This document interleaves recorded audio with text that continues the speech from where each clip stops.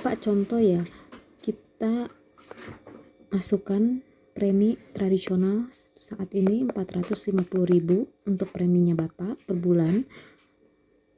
Cuman kan harus dibayarnya tahunan ya. Nah, kemudian asumsi itu ada kenaikan setiap tahun sebesar 5% ya. Karena biaya kesehatan, inflasi kesehatan, terus karena bertambahnya usia, ada faktor resiko klaim atau histori klaim gitu kan. Ini banyak faktor untuk penyebab premi yang naik setiap akhir kontrak besarannya.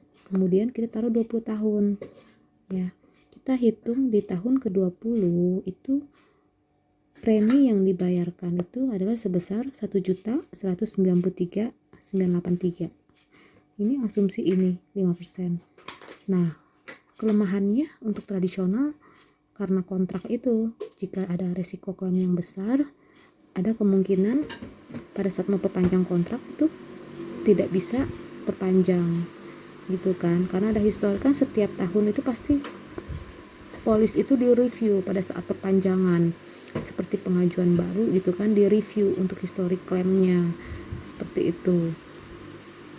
Itu sih tergantung dari Bapak ya, karena kemarin nasabah juga ada yang seperti itu, dia sudah hitung asumsi ini 5%, setelah dihitung melalui tabel secara keseluruhan total yang dibayar tetap lebih besar yang tradisional gitu.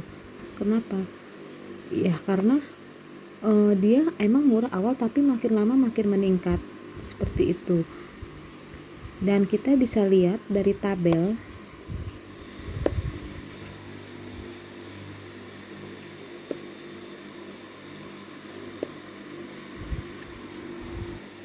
kita gambar ya seperti ini.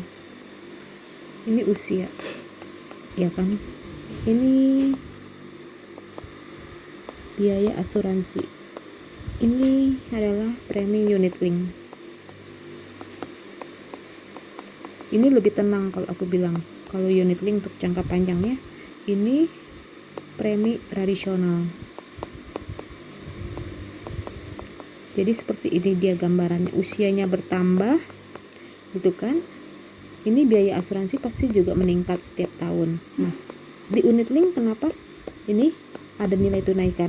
Ini bisa membantu untuk mengcover ini biaya asuransi yang semakin tinggi di usianya saat usia tua gitu. Kalau premi tradisional itu kan dia nggak ada nilai tunai seperti ini kan, jadi saat nasabah tidak bisa membayar gitu kan, maka proteksinya langsung tidak ada, proteksi tidak ada. Contohnya pandemi kemarin ya, banyak yang nasabah itu kena pemutusan hubungan kerja contoh ya, kemudian dia itu tidak bisa bayar premi ya karena nggak ada penghasilan kan. Nah karena nggak ada penghasilan dia nggak bisa bayar premi, maka pada saat kalau dia mengambil tradisional, proteksinya juga ikut hilang, proteksinya tidak ada, hilang gitu kan, dia nggak bisa melanjutkan bayar kan.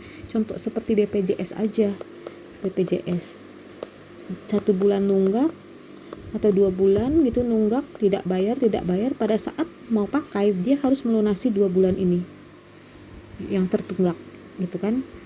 Sama seperti tradisional juga harus melunasi yang tertunggak gitu. Tapi kadang tergantung perusahaannya ya.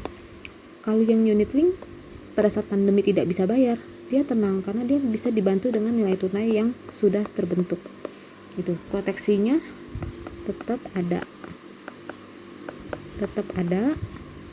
ya. Yang pasti adalah nyaman atau tenang, nggak takut untuk preminya sewaktu-waktu naik besar karena ada resiko klaim itu kan, atau karena diputus kontrak karena ada histori penyakit yang berat gitu.